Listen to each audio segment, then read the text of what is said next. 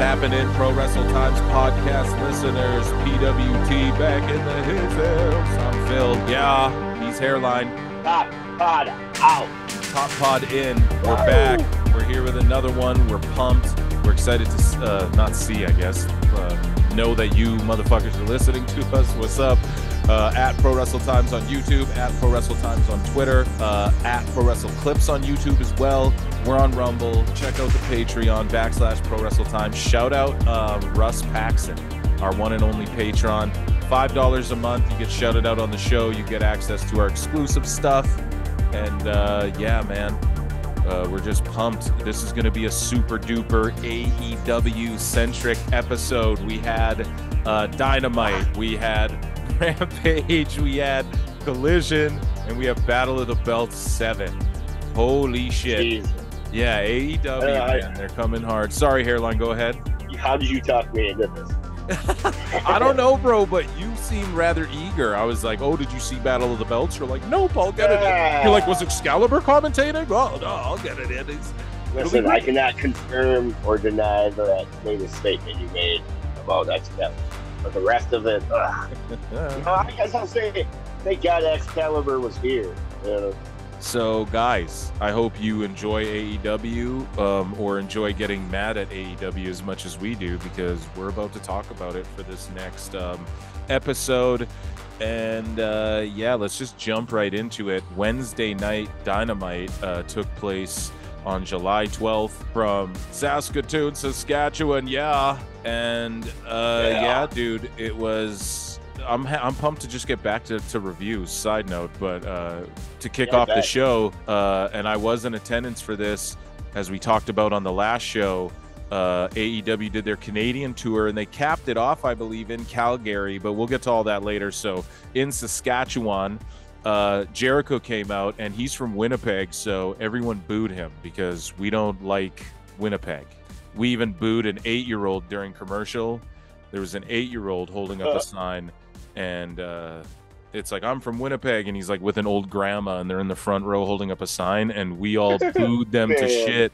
And Justin Roberts got on the mic, and he's like, you guys really are booing a fucking 8-year-old from Winnipeg? He's like, you guys are ruthless. And then I started a "we are ruthless" chant in the fucking crowd, because it's like, yes, we are, dude. Jericho comes out, took on Komander. Hairline, what did you, now I'm going to tell you this right now. We've poked this and that at Komander. We've never shit on Komander. We're just like, Tony Khan doesn't use luchadors properly, and this guy shouldn't be going 50-50 with Jay White. He shouldn't. Maybe with Jericho it kind of works, if you want to play that Jericho's older, but they try and play him like he's in this elite legend phase of his career. So it's like, if he is, he shouldn't be going 50-50 with Komander. That being said, though, watching Komander do his flips and shit live is awesome. I get it, guys. Okay, but anyway, I actually like this match. Good. Tell me what you liked about it. It reminded me of like old school throwback WCW fucking Chris Jericho. You know what I'm saying? It reminded me of him versus Dean Malenko and whatnot. That kind of era of Jericho. Especially, I know I'm really jumping ahead with this, but he won with the Lion Tamer, even, so that's about as throwback as it gets with Jericho. Right. This is what I wanted to see Jericho doing this whole time in AEW. But Komander, like, I don't know, dude. Everyone was popping so hard live for it. Like on TV, when I watched it back, it didn't come across as lit as, but I was also beers deep. So it was a good way to kick off the show, though. And Callis comes out, and then these two cut a promo. So Callis. So hold on. Go ahead. This is Jericho. This is Jericho, like, going babyface, right? Like the whole. Well, what they try to do is, when they come to Canada, it's so ridiculous. And someone pointed this out on commentary on one of the plethora. I think Jericho pointed it out on commentary on Rampage. They were like, "Oh, they were booing you in your home country," and Jericho's like, "That's fucking stupid." He's like, "That's like from being from New York and going to Iowa and they boo you."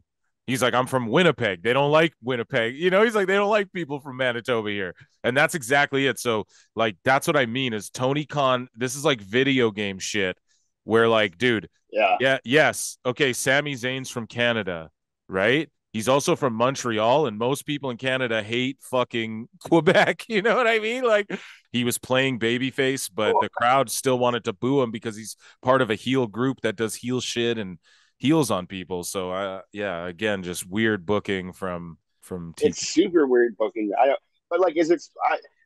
So like, I'm kind of thinking here, is this like it's supposed to be like deception with the whole Don thing? Okay, so like what I'm seeing here exactly is like Jericho's gonna tease the whole time that he might not like join him, he might join him, and then at the last minute, he's gonna attack them, and then he's gonna be super over, and then he could be the Jericho babyface. Now, but like what I all said there is like if Tony Khan booked this correctly, Right, that's your your do Mark yeah, Fantasy. yeah, fuck up. You better slow down. Yeah, but like you get what I'm saying though, yeah, right? absolutely. Like, Yep, absolutely. why else? Yeah. So Don Callis, though, he has the heat.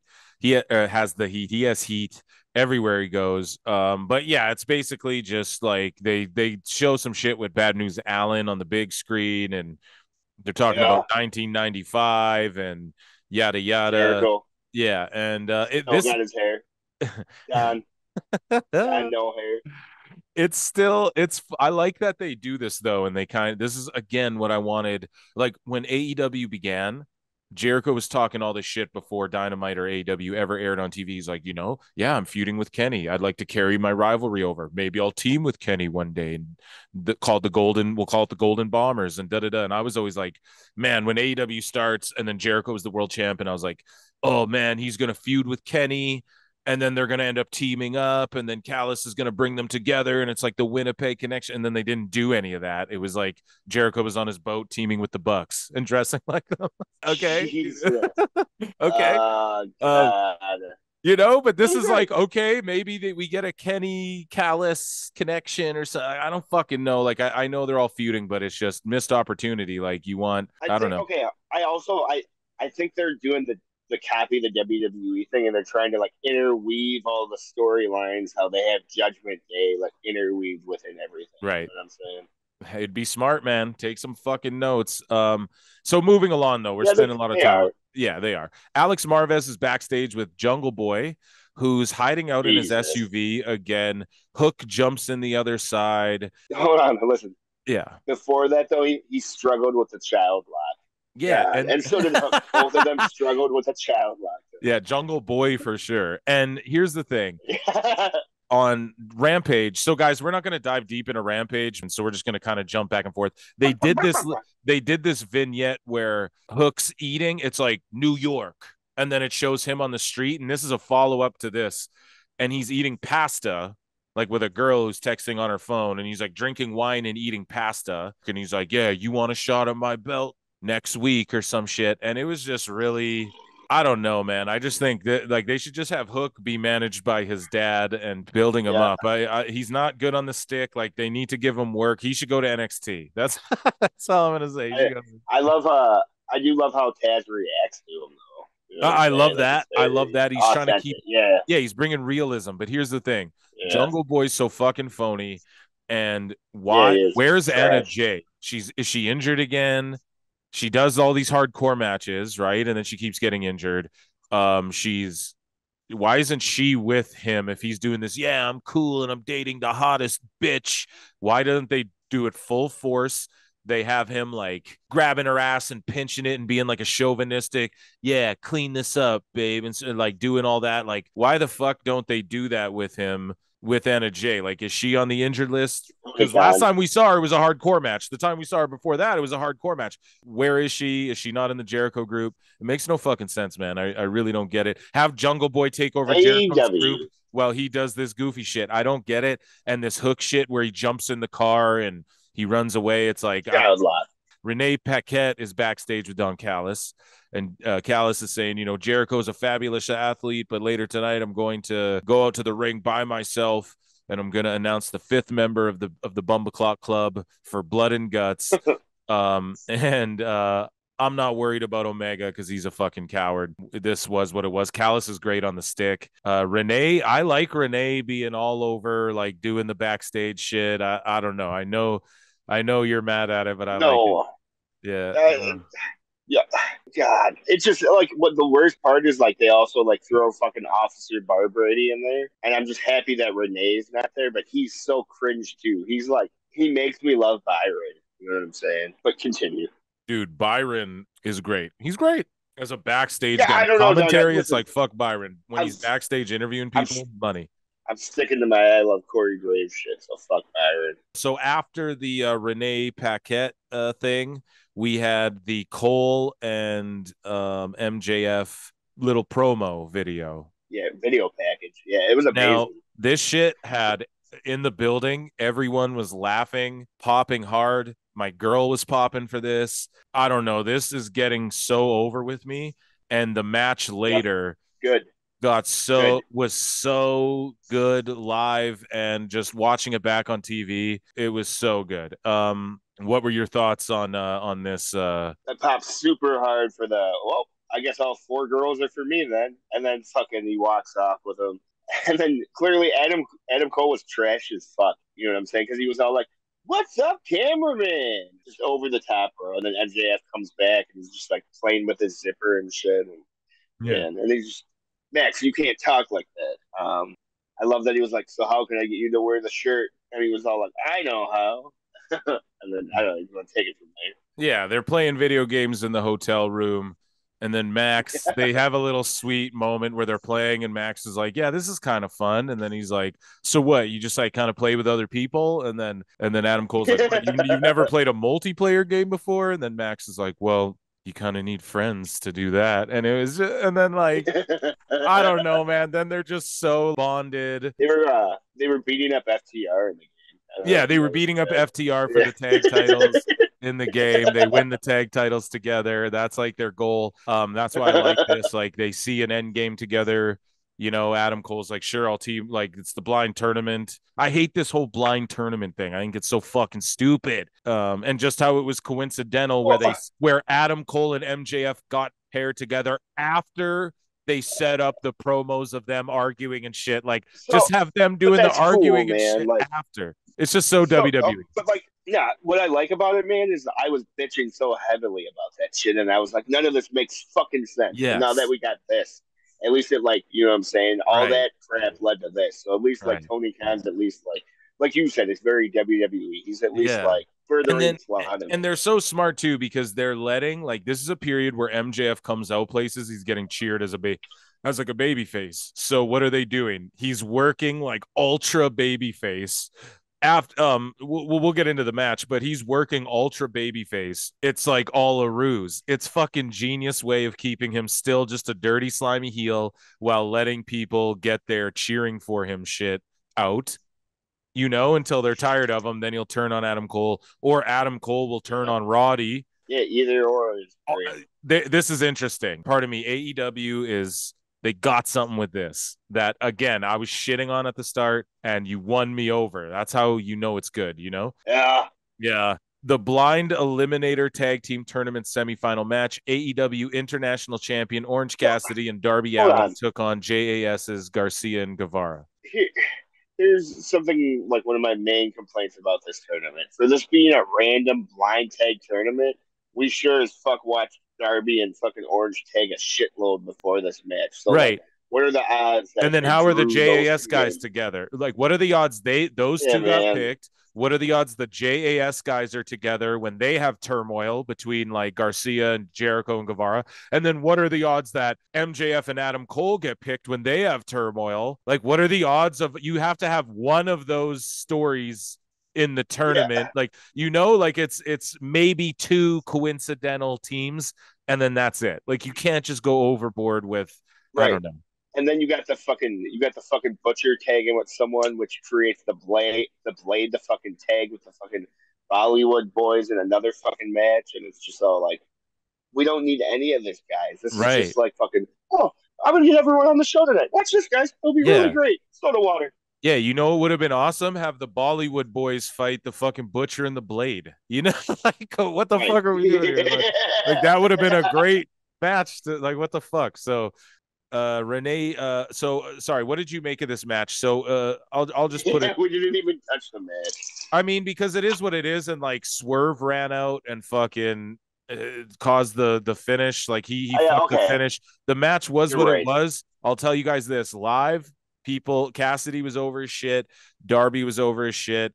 And everyone hated fucking Guevara and Garcia. Go ahead though, hairline. What did you make of the match? Well, like I was saying, man, I just like unless fucking Darby's gonna be wrestling against Swerve at fucking Wembley, I didn't think this made a lot of sense. You know, I Yeah. get he was about to like fucking wrestle Nick Wayne and whatnot. I don't know, it's just more afterbirth bullshit, man. Like we were just praising how good this fucking MJF shit was, and now we go immediately back to the same old stupid booking bullshit. Yep. I'd be interested to see what the ratings did for that little segment. Renee Paquette was backstage with Adam Cole, baby. Roderick Strong comes up wearing a neck brace, and Cole's like on the phone and trying to get a hold of MJF. MJF was working this angle like, I'm not going to Saskatoon. Where the fuck is that? So Cole tells Roderick Strong, like, man, he's not a half bad guy. And then he gets a text saying he was ill and wouldn't be able to wrestle, but Adam Cole obviously got him there. And so we get the Blind Eliminator Tag Team Tournament semifinal. MJF with Adam Cole, baby, versus Big Bill and Brian Cage, the Machine, Prince Nana. And now MJF, okay, again, I'm just going to put over this match. It was a fucking brilliant match. Yeah, it was. The whole double clothesline thing, he had the arena chanting double clothesline, like that's going to be their finish, and they haven't quite hit it yet or perfected the double clothesline yet. Like, it's just so funny. It's so old school. This match, dude, Big Bill's so good and over with me, so I don't give a fuck what anybody says, dog. You can't teach that, homie. Cage, he's a specimen, dude. I know you're not a big fan of him, hairline. I love Brian Cage. I'm a mark for that guy. I just think he needs to be like on his own with a manager, you know? Like, he shouldn't be in groups and with other killers, you know? Like, he is the killer. But basically, MJF worked this whole angle throughout the match where he was like gonna body slam Big Bill like he was Hogan and Big Bill was Andre the Awesome. fucking Giant. And then on Twitter, and we tweeted this out and put it on our Instagram at Pro Wrestle Times, Hogan slamming Andre with a photo of that MJF posted on his Twitter of him picking up Big Bill in black and white. And he colored the photo in black and white, and he wrote the Saskatoon Slam circa 2023. He's just so good. And I reposted that with the Hogan slamming Andre, and it's like, this is history, dude. And MJF, he just knows, I don't know, man. He's just on another level. And this is what Adam Cole, I want it, like, this is what he should be doing. You know, if he doesn't have his Undisputed Era guys and they're just gonna do all that shit in AEW, I don't know. His feud with Right. Hangman before, I wasn't feeling it. His other shit, his shit with Jericho and that, we were laughing at that so hard. The Here, mulch. yeah. Yeah, the mulch and the caning, like all that era. That shit was like, okay. Oh my god, the caning. Yeah. So No! this, I'm enjoying all this. No! What did you think of the match, hairline? And yeah, and then Roderick Strong was watching on the monitor. MJF gets the win with Adam Cole, baby. We got babyface MJF Daddy, and he is here in full force. Yeah, man. I just like fucking. I thought it was great how fucking Cole had the T-shirt on, Yeah, and dude. then so I appreciated like the first 5 minutes of this match. A lot of it was just like psychology shit of like them working the big heels. You know what I'm saying? Like like making them chase them around the ring and just getting the crowd to react. You know, classic wrestling shit. And then as far as this, what did you call it? The Saskatoon Slam or Yeah, whatever? dude. The Saskatoon Slam. Yeah. That was genius, bro. Just the fact that they got a body slam that fucking over and that huge of a pop out of a fucking body slam, just less is more, bro. And out And of like, like 2,000 people God, in the like fucking arena, a bro. body slam. Yeah, I it don't. was, You bro. got the young bucks have to run the ring ropes, fucking jump off the turnbuckle and do a fucking Zoa Pia Tia Tava fucking headbutt just to fucking get a pop like that. You know what I'm saying? Um, Yeah. no, but for sure, bro. I know, man. Less is more. You know, and that just Yes, I we always say furthers it. that. Less is more. Look at the goats; Um, they do less, and it means so much more. and then I guess to say something positive about your boy, fucking Brian, fucking knobs or whatever the fuck. Not really. Uh, I really like that the superhuman 2-man body slam, dog. That was fucking sick. Yeah, dude, he's sick. Fuck that guy. Right. Okay. And the finish, you like the finish? You like the whole double clothesline? Like, oh, we're gonna get him with a double clothesline, but Yeah, they dude, haven't that quite too. perfected Okay, the hold that's yet, as MJF put bro. it. That is the same exact thing where they are now teasing getting a clothesline over. Yes, dude. That's like a body slam all over again, bro. Like it's so smart, dude. God damn it. You don't Dude, need and a we were fucking all running across waiting the for, dude, we were waiting for that clothesline. Like everyone was just like, oh, you know, and they were going to do nope, it. they're gonna hit it on FTR when they Oh, win. dude. And dude, FTR would put a double clothesline over too. They would do it. And the thing is that MJF said all this at that press conference. He's like, dude, I'm not going to risk my life.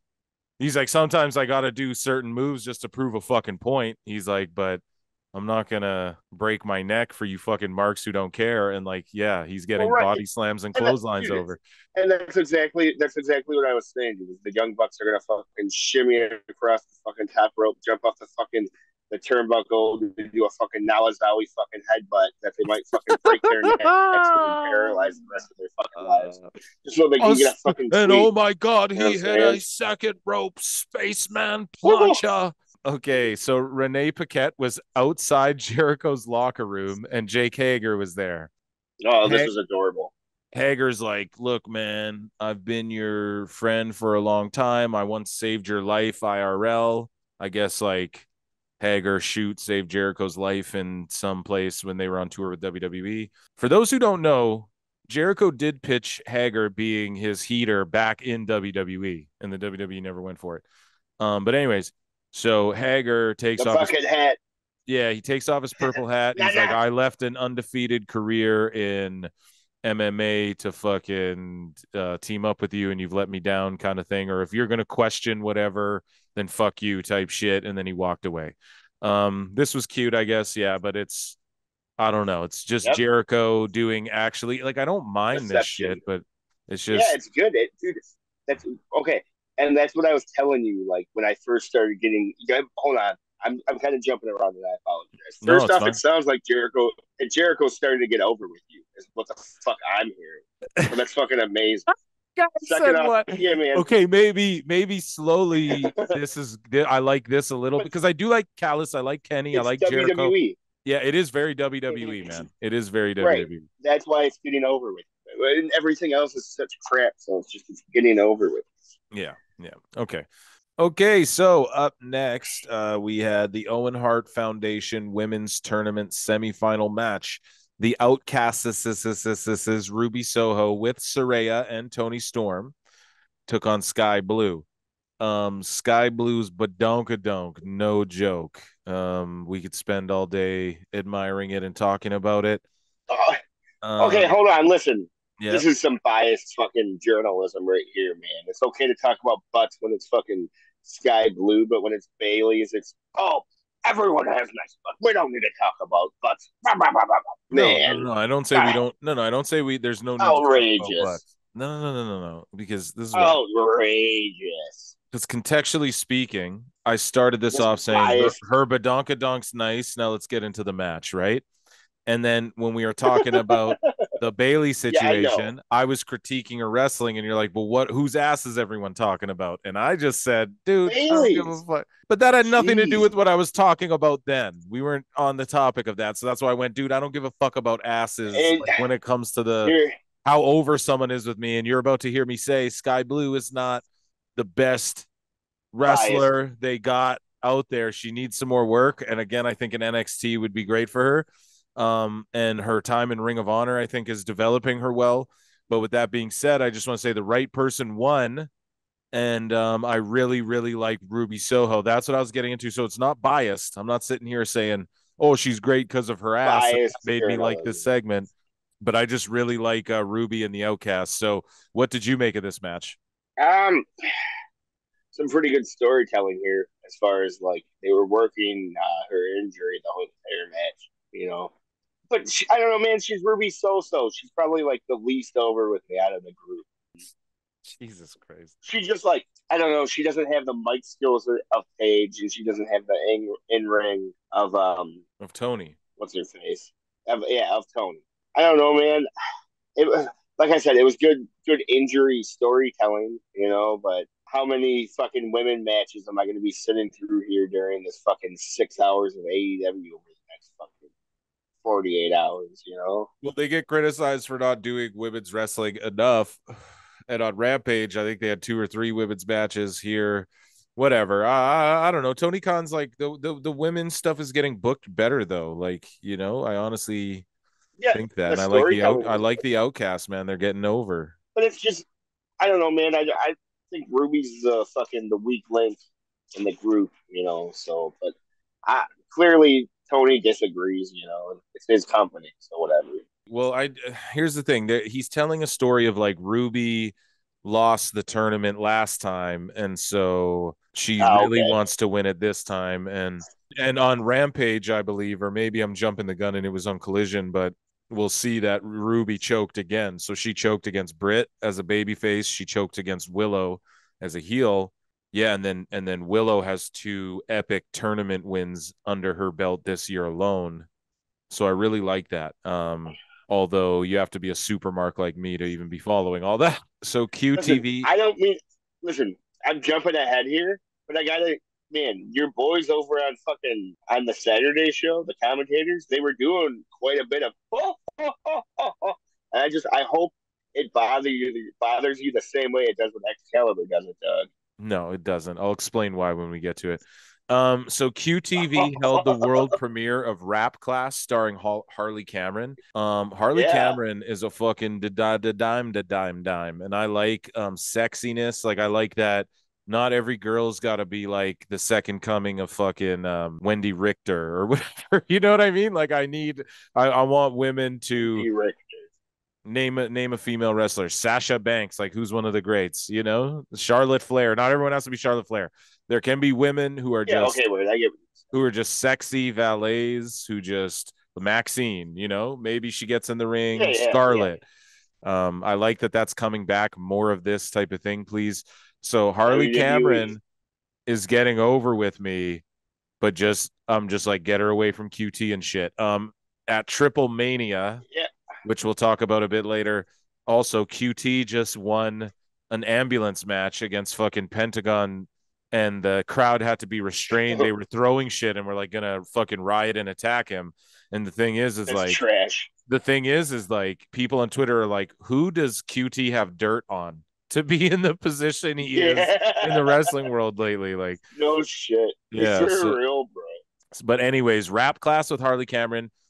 Everyone knows the most cringe thing as a rapper you could do is quote Eminem's fast rap from Rap God and then be like, oh, they can do Eminem's part of Rap God. That's like the cringiest thing on earth, but that's why she does it to get heat. And I really like her whole trying to get over as a pop star thing because she can actually sing if she wasn't like making it a joke and parodying it. And it sounds like she could actually rap if she wasn't, again, making it a joke and sort of parodying it. I don't know. I'm not a big hater on this particular segment, but overall, I hate the QTV shit.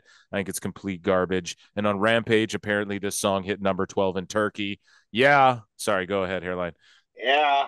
Well, yeah, no, I was going to say, man, so like, what did you think of her bars here? I don't know. She popped me a couple times, Yeah. I know this is ultimate leading. It's just leading to the Acclaimed clapping back, but I know. I think she had a couple good punchlines in there. As someone who ghost writes music professionally and who has produced a bunch of songs, to say the least, and written a myriad of songs that have seen the public, she is very good, and I just feel like she's leaning into the let me make it cringe and kind of like white girly. But if she was serious, I bet she could make some pretty goddamn good music, actually. You know what I mean? If she wasn't writing her own, maybe she didn't write her own shit. Maybe she did. Maybe she's a great songwriter. But either way, she's just doing this character well. And yeah, she did pop me a few times. Unfortunately, though, it's what you said. This all leads back to more QT Marshall bullshit. So it's all like, I'm invested in this, but then we're gonna fucking go right back into QT making me fucking cringe and shit. So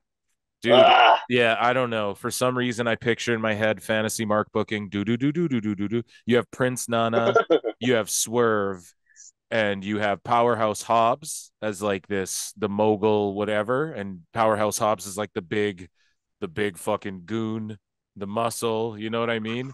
You have Swerve as like the main dude And a because biggie. he's a rapper too, and then you have Nana as like the manager agent guy, and then who's like funding it all, quote unquote, and then you have Harley Cameron join them as like their white girl rapper that they're pushing on everyone, and then you have them feud with the Acclaimed, and it's like Swerve with his fucking mainstream top rope, catch a vibe, and then you got Acclaimed like he's spitting real bars, nah, and he's like battling type shit, and then you have that be a feud. I think that's money right there. Yeah. Yeah. Hire me, TK. I know you hate me. I know Meltzer hates my guts. Hire me. Yeah.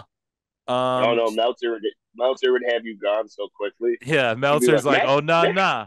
Matt, Nick. Yeah, nah, yeah. Nah nah. Matt and Nick, we need to talk. Wait, what's So going on? I really like speaking this of the guy. mogul, He sounded really good. yeah, I thought he's great though. I thought it was really great. So speaking of mogul embassy, Swerve Strickland and Prince Nana, they took on the debuting Nick Wayne, who turned, I think this was his 18th birthday. His mother was in Yeah, the on crowd. Monday. The It whole was his birthday fucking on Monday. okay, so I was there live, and everyone's like Nick Wayne, and they're all going Nick Wayne, and I was like, who? Because, and I'm not a fucking hater. It's just I never seen him in my goddamn life, and like he goes on Dynamite, he jobs to Swerve, who's one of my favorites. Thank God. And Nick Wayne can really work. AEW banned all of these fucking moves. One of them's a poison Rana. Nick Wayne did a top rope poison Rana to Strickland. This match was fucking great. This kid looks very skinny, even like dude, think about I'm saying this about Swerve, who's been bulking up, but Swerve made this guy look small in a way, even though this kid's taller, but he's so like noodly that like god damn, just have him on Ring of Honor wrestling guys and just getting all those rounds in front of the crowds, in No, front of don't a worry. camera. Yeah, But he will. yeah, but I just don't know why you bring him up here to just do a job like this with Swerve. But it's because Swerve and Nick Wayne have wrestled before, so obviously they're gonna, like, on the Indies, I guess. So Swerve is gonna give him a great match, and it's Darby Allin's guy, and you know that Allin and Swerve, they're homeboys, yada yada. But You. ultimately, this was a great match. I'm just gonna put it out there. Even when I watched it back on TV, it was great. And I guess Nick Wayne's a third generation professional wrestler, and the right guy went over. If you had to put Wayne over Yeah. Swerve, I'd have started throwing fists. I'm not joking. Like, I'd have gotten fucking real mad. So, hairline, what'd you make of this match? And yeah, What? Way too many goddamn flips. But outside of that, didn't we just have the mom at ringside angle with Britt Baker and all Skye that Blue, shit? Skye Blue, Skye Right. Blue. Okay. Yeah. Well, that's, I don't know, man. Like, And they've done it oh, with Brian a good Pillman, who's idea. now at the NXT Performance Center. Yeah. And Yeah. Yep. yeah, Yeah. dude, imagine Brian Pillman Jr. being taught by HBK, bro. To me, I'm like, he's next up, you know? He's got the look, he's got all the shit. You got HBK teaching Brian Pillman's kid how to fucking Yeah, that's dope. dude. Oh man. Yeah, Anyways. I'm dead. We can keep. No, not anyways. Let's keep talking about WWE. Yeah, This yeah, is we probably can the keep on highlight this. of this How week's about this? episode. How about Pillman Jr. versus Braun Breaker one day? How about what the fuck happened to Brock Anderson with Pillman Jr.? They had the four horsemen in AEW, the new horsemen lined Yeah. up right there. Tully could have been their manager, and they fumbled that shit. This is what I wrote on Twitter, and people were agreeing with it. Imagine Brock Anderson, Pillman Jr. in a faction in WWE with Charlotte Flair as the leader of the faction. Oh, that'd be great. Woo! And like Rhea Ripley sort of showing us that, you know, women can be like the forefront of the faction, like kind of, you know, so we're Oh, headed into yeah. 2023, folks. Let's talk about Judgment Day Yeah, now. let's talk Dude, about I'm I loving just went the completely off rail. direction. The direction this episode went in is phenomenal. Yeah. I need to get that new Judgment Day T-shirt. I will Yeah, not dude. rest until I own it. Okay. Yeah, you were which one is that? The one that says, because they had two. They have the Damian Priest one. No, the one with the little chibis on it. It's got the little cartoon Judgment Day. It's like Damian Priest has got the arrow. Yeah. I like that. Okay, but anyways, back to Dynamite. We got to break up the AEW talk. Last thing about fucking Judgment Day. I read a headline saying that the Judgment Day is going to be on NXT for a while, bud. Yeah. So there we go. You can fuck off with your fucking Finn Balor's going to be fucking leaving shit. So it's only that only opens the door for, this is why they're doing that, ready, because there's no room for JD McDonough on fucking WWE and especially with Vince running shit. So McDonough has to go. He's going to do Finn Balor shit on NXT for a while. They're going to continue that story on NXT, and then they're going to rise the viewership of NXT because it's going to become more like Corbin's there permanently. Ali's there permanently. So it's going to be like a third main roster. You're going to see that. They're slowly going to, which I'm all for. And have you been paying attention to this Corbin shit? He went back to his lone wolf gimmick. I don't know, man. I'm kind of vibing, but yeah, I am okay with that. So what now? Like Cameron Grimes is just happy Corbin now. They just switched it up. Corbin lost to Cameron, goes down to NXT, does the lone wolf gimmick again, and now Cameron's like, I'm going to the moon, which he was doing in NXT, but it's the same gimmick. Like, what happened? So I just think that's so dumb. They should have just teamed those two guys up and had them fucking be a team. Like, I don't know. But yeah, I'm down with Corbin being in NXT. Yeah. Good hand. He's a credible threat down there. Like, oh shit, you got to fight Corbin, and then he will help get guys over. And when he was in NXT, he thrived the most, dude. You remember his team with Rhino and shit? He was killing it in NXT. Yeah, oh yeah, dog. Hey man, I guess back to AEW though.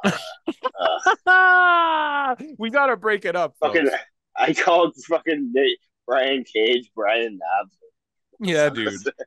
I know, it killed me. Because he's got the mohawk and everything. Yeah. The mullet hawk or whatever.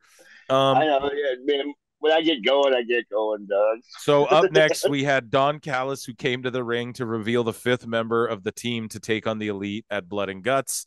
Now, I hope this guy who's returning is a permanent, or who did return, is a permanent member of the Bumbleclot Club.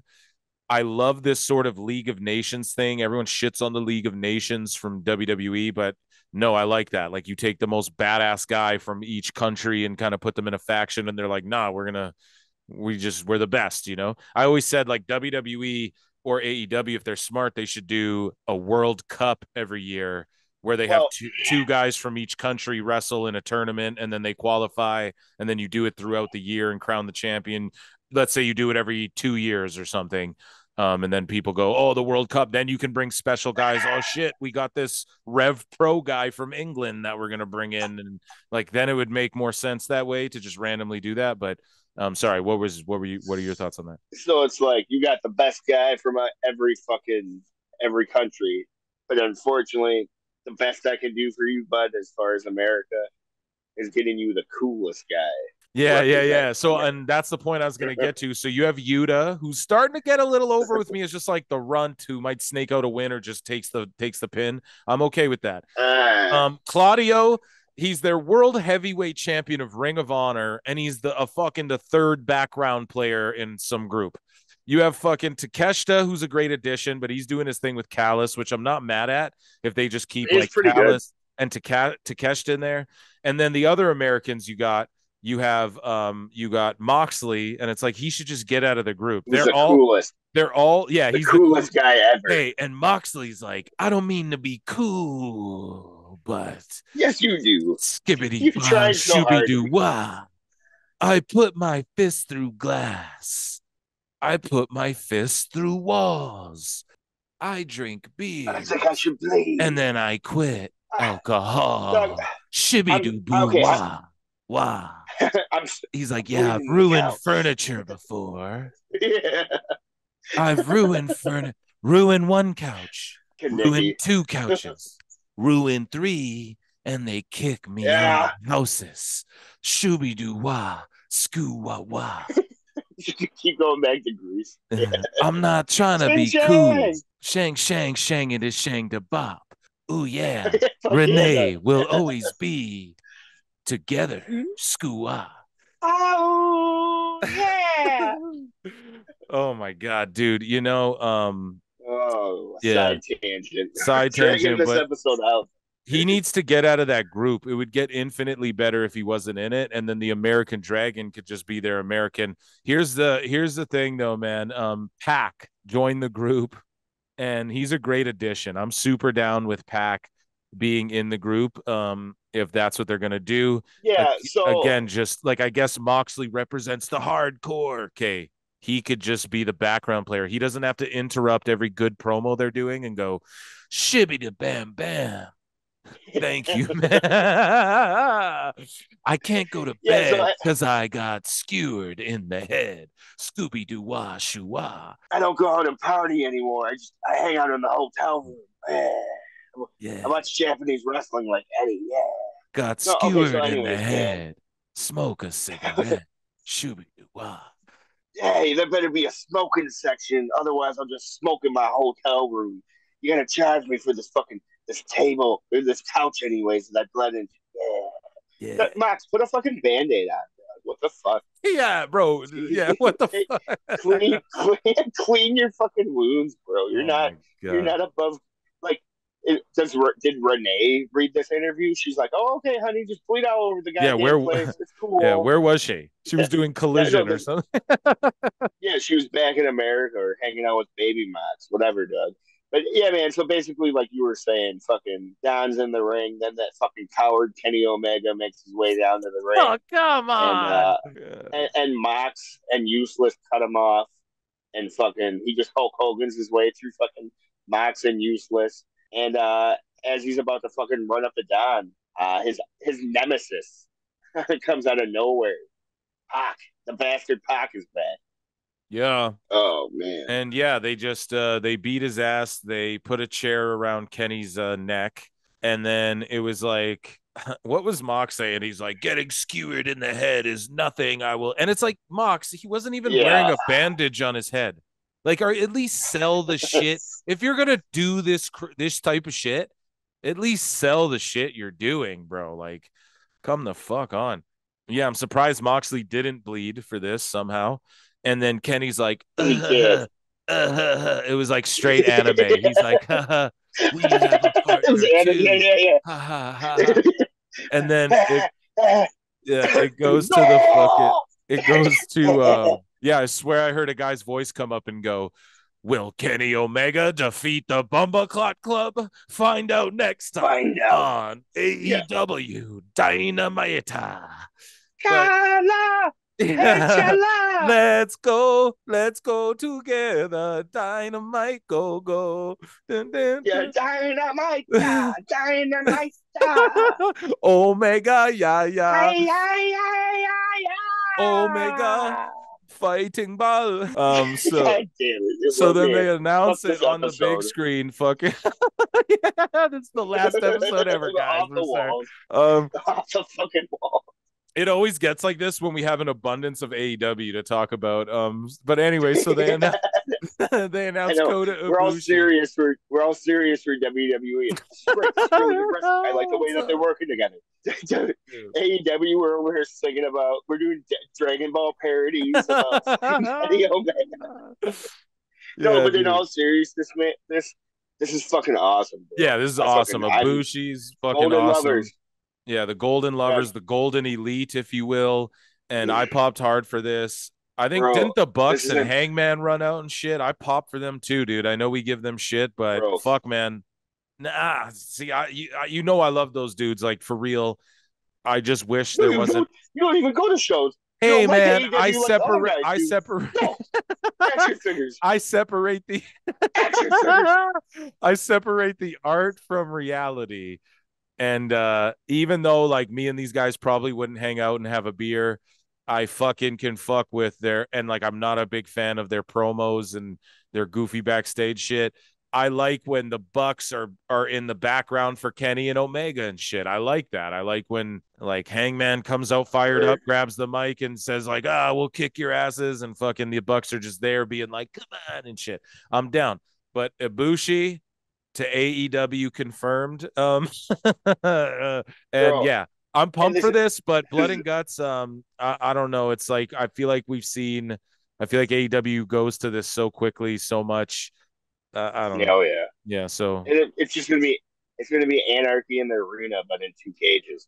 But okay, man, this is super embarrassing for me to admit, man. But I got fucking goosebumps when it fucking I saw it was Ibushi, man. Because like, God, for the listeners and whatnot, it's like you got me into New Japan, right after the Wrestle Kingdom where AJ wrestled Nakamura, and so it's just like I literally lived. Dude, how big of a Golden Nakamura mark was I, dude? Holy fuck! Still yeah. You still are. Yeah, yeah. still. Yeah, we still fucking mark out over him. But yeah, dude. Oh god, yeah, man. You were just all like, "No, you have to watch this match," and I was just all like, "Dude, AJ Styles is fucking trash," and you were like, "What?" Yeah. You couldn't get that. You couldn't accept that I didn't like AJ. I couldn't, bro. My brain couldn't even process I love him that now. shit. Yeah, WWE fixed him, bro. WWE, dude, when he debuted, and that's like one of those debuts when he debuted at that Rumble, not to get into WWE again, but when he debuted at that Rumble, let's do it. I'm gonna puke.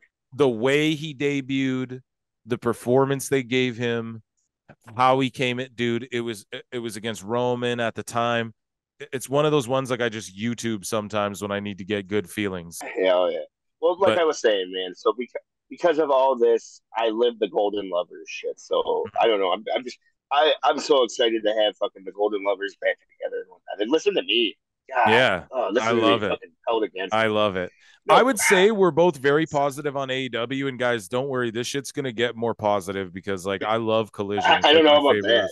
Maybe at least maybe not on Hairline's part, but on my part, yeah. Man, go ahead. All this wee shit, unless it contains the Bailey. More biased fucking journalism.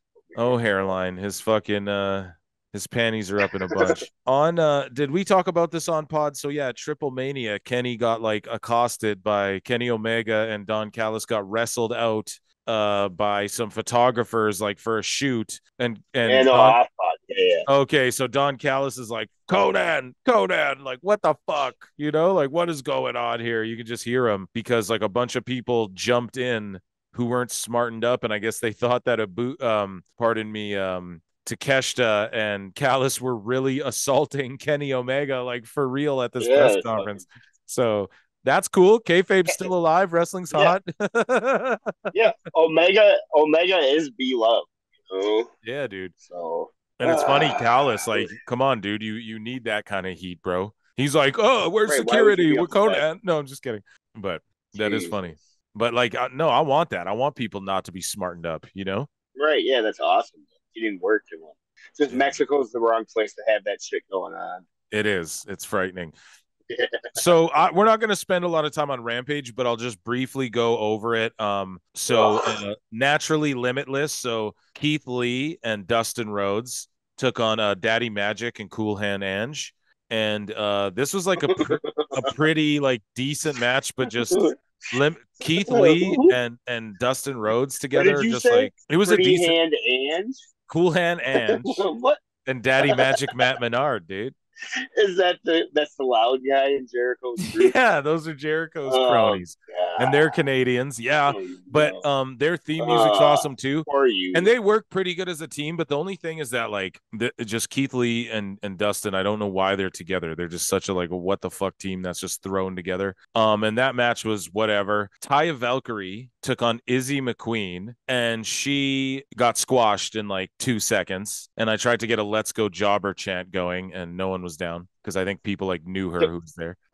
Immediately after, it was just a good squash, whatever. But then Toni Storm and Saraya came down, and Storm is wearing this little bikini top, damn. And basically, they made the match for Battle of the Belt 7, which we'll talk about later. They do have good mic skills, man. I'll say that. Like, I don't know. I'm not vibing with it like I should be. Like, I should be in love with ex-WWE wrestlers. You know what I'm saying? And yeah. This is starting to get over me. Well, this is the weird thing.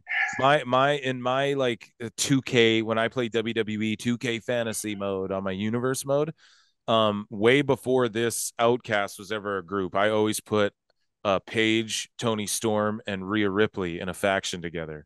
I always did that. So maybe that's what it is. It's like I would have put Toni and Sarai together no matter what. And then adding Ruby is just like nice. It's just like a little cherry on top. Like it's good for Ruby. She needs that ring, you know? Yeah, Ruby does need it. Correct. Yeah, Yeah. yeah, Ruby yeah. needs the rub of the other two. Yeah, yeah, yeah. So I like that's why I like it. I think I just understand the psychology of it, and it's sort of like the way I would have booked things. Like if I was Tony Khan, it would have been great. Up next, we had the best friends come out, and Trent Beretta goes to take on Lance Archer with Jake the Snake. The whole crowd starts Jake the Snake chants. Jake the Snake. I don't know if like Jake the Snake, he threw in a spot where he did the fucking arm wrench clothesline deal to Beretta on the outside. I'm sure he did. I think he probably called that one on the fly because he was getting chance and he was getting over more than anyone. But everyone was cheering Lance Archer. No one even. I'm gonna get this in real quick. I can't even do a Jake the Snake. Hey, Lance. And I told him, get the snake. And I did many drugs with a snake before. And I'm just look in my eyes. Surprised he's alive, and he's surprised I'm alive. That's how it is. These are the eyes of a lion. Eyes of an addict on the shell of a former man. Lance Archer came out wearing white. Whiter than Lance Archer. His hair looked like what we call Hollywood. Where's Jake? I'm sorry. Turn it into Vince McMahon. Somebody get Jake the Snake. Archer fucking kills Beretta. He kills fucking Chuck Taylor and then he gets on the mic and goes, Orange Cassidy, I'm coming for that belt. And if you don't fucking come down here, these bitches die. So Orange Cassidy comes down, whatever. Oh, no. But it's such a threat. Yeah, it's like Lance Archer would just squish this guy. Who did Orange Cassidy come and save? Some jobbers? The best friends. Jesus. Remember, he's in that group. Yeah. I know. I'm just saying. And I was listening to you, but I already like doing that little Vince McMahon thing. I was already past the fucking Jake the Snake fucking trying to get himself over shit. I don't know. It's just all like, you know what I'm saying? If a robber's got a gun to my head, the last person I'm calling to come save me is fucking Orange Cassidy. Yeah, dude. Orange, come save your boys. I'm sure the boys were like, no, I think we got a better chance without him. So up next, we had Takeshita. He took on Mentalo, this masked jobber guy. And Mentalo and Takeshita was with Callis, and Mentalo, apparently, this is a shoot, he trained with Kenny Omega. He was like one of Omega's first training partners or something. So Takeshita just jobbed him out, whooped his ass quick, and then he just kept beating his ass, I'm pretty sure, after the match. And then for the main event, we got my girl Athena took on Willow Nightingale. Athena's fucking great on Ring of Honor, dude. And she's the Ring of Honor Women's Champion. Man, you're fucking trash. Yeah, man. This is a hard-fought fucking battle. A great match between these two girls. Willow's just awesome. And, I don't know. It was a good end to Rampage, but shouldn't have been the main event. Willow win? Willow won. Willow won, yeah, because she went on Saturday there to challenge Ruby in the finals of the Owen Hart tournament. And overall this Rampage was what it was, but I just felt the need to go over it quickly because we have Collision and Battle of the Belts, and this all bled over into the next night, Collision and Battle of the Belts, which I don't know. I'm appreciative that they kept fucking Cassidy and Luchasaurus and the goofy shit, even though Lucha's wrestling way better. But I'm appreciative they kept that shit off of actual Collision and put it onto the Battle of the Belts show. You know what I mean? Because Collision's been like my favorite wrestling show consistently now, like just week to week. Like I love the intro. I love the music. I love the way they started off and you just have the people going, yo, Ricky Starks, you did this. We were homies. I'm going to kick your fucking ass though for Owen Hart. And then Starks goes, look, punk, we're cool, but I'm coming, dude. I'm next up. And then, and then you just run through each of the matches and they all just say their little promo. What the fuck? How is this so hard to figure out? That's like sports. You ever, at the start of the UFC pay-per-view, what do they have? They do that exact same thing. They have the one guy going, I'm better at this and this. I'm going to fuck this guy up. And then the next guy comes on and goes, look, I got 10 wins in a row. I'm going to fuck this guy up. Hello. You know what I mean? Like, come on. What the fuck? How did it take this long to, this is what everyone thought AEW would be the whole time, is Collision. So, yep. It took 3 years. And then exactly. And the way, and they're in Calgary, so everyone's wearing goofy cowboy hats and pink and stuff. This is where it's appropriate. Not everyone's going to pop for a sharpshooter. Yeah, we're going into Collision, baby. Not everybody's going. Collision Daddy.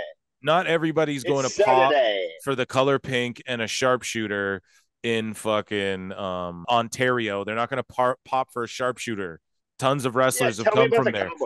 It's just because they're so they were there during the Calgary Stampede every year in Calgary during the summer. They do the Calgary Stampede, which of course Stampede Wrestling, Stu Hart, yeah, and it's Cowboys, bro. There's Cowboys in Canada, and they ride bulls, and it's one of the greatest outdoor festivals in the world, truly. And yeah, it lasts for quite some time, and they were there for the Stampede, and so everyone's wearing their cowboy hats, and that's what's up.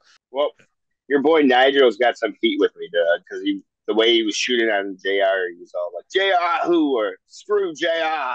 Yeah, dude. Fucking... Because you know JR's going to come and give him the fucking give him the shit when he comes back, you know? Yeah, but no, man, here's the thing is Kevin Kelly wasn't even there. It was fucking Nigel McGillicuddy and the fucking guy that likes to mark out to the fucking chubby black girl.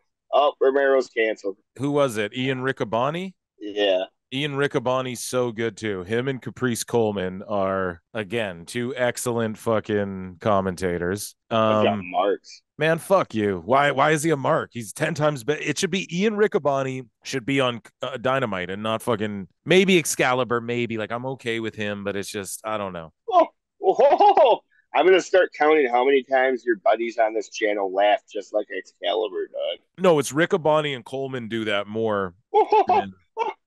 But Kelly doesn't do that really with Yeah, if Kevin Kelly was here, I wouldn't be bitching. You know? I'm just so glad it was Riccaboni. That's some prestige. Yeah. Oh yeah. Okay. Listen, man. If he's over with you, that's fucking great. You know, I'm not gonna sit here and like shit on commentary when I'm an Excalibur mark. But fuck these guys and their JR shit talk. Man, fuck you. Okay, so we start this show off with an absolute fucking phenomenal. Yeah, we have a 2 out of 3 falls match. FTR versus Bullet Club Gold. Now, I found myself looking forward to this match for like all week, wanting this match, going, I'm not sick of any of these guys. I am wondering where's the Gun Club, but the whole time I was like, the Gun Club are going to run in and fuck FTR out of the belts or try and fuck them out, but that didn't happen. They just let 4 guys tell a brilliant wrestle. 2 out of 3 fall story. Elevate. Everyone's talking shit about, yo, they ain't done shit with the tag belts in so long, bro. This just made those tag belts, elevated them so high. Like I was hoping Zayn and Owens and WWE would be having like 2 out of 3 falls with like Street Profits doing epic shit like this, stuff like that, which they haven't done. But I digress. This was just about the Street Profits. We'll be talking about the Street Profits on episode 18, man. Yeah, when we talk about, I'm kind of excited. I'm kind of excited to talk about what happened on SmackDown. Me too. But before we get fucking sidetracked into WWE, this match, I'm just gonna put it over. I just got to say what I got to say. Then you're gonna jump in. So this match was phenomenal. This match showed how 2 of the best tag teams in the world. We went from harsh on Bullet Club Gold. What the fuck are they doing here too? I love them so goddamn much. FTR showing they haven't fallen off. That year where they had those matches with the Briscoes, they're about to end this year, I feel like, with again one of their strongest runs ever. If they're having matches like this, holy fuck. And the way Collision's been, this to me, I feel like keeping the belts on FTR is the right move. I just feel like you can't strip the belts off them. I feel like if they had given them to Jay White and Juice, I wouldn't have been mad though. Although I would have been a little, it's not, you can get more out of this. I feel like there's still more that can be told with these guys, which is crazy. If you look at the last 2 weeks of them fighting each other, 3 weeks now of them fighting each other. And I don't know, dude, right. This match to me, if Meltzer didn't give this 5 fucking stars. Oh, no, he didn't. I mean, if you know what I mean? Then there's no other debates that need to be had about what he's doing. If it would have taken place in the Takanashi Nishinaka Dome, it would have got 82 stars, Doug. But unfortunately, it took place and it's Jay and Juice. It's Jay and Montreal. It's Jay. They're in Calgary, asshole. It's Jay and Juice versus FTR, man, and Jay and Juice. Those are two Japanese. As I wear my Bullet Club tee right now, those are two Japanese New Japan 4-4-4 for life guys that he's put over tremendously in the past. So if he's shitting on them now for this, that's all I'm saying, folks. Give me your thoughts on this match. Break it down, man. Once again, fuck them for shitting on JR, but outside of that, man, into the match itself.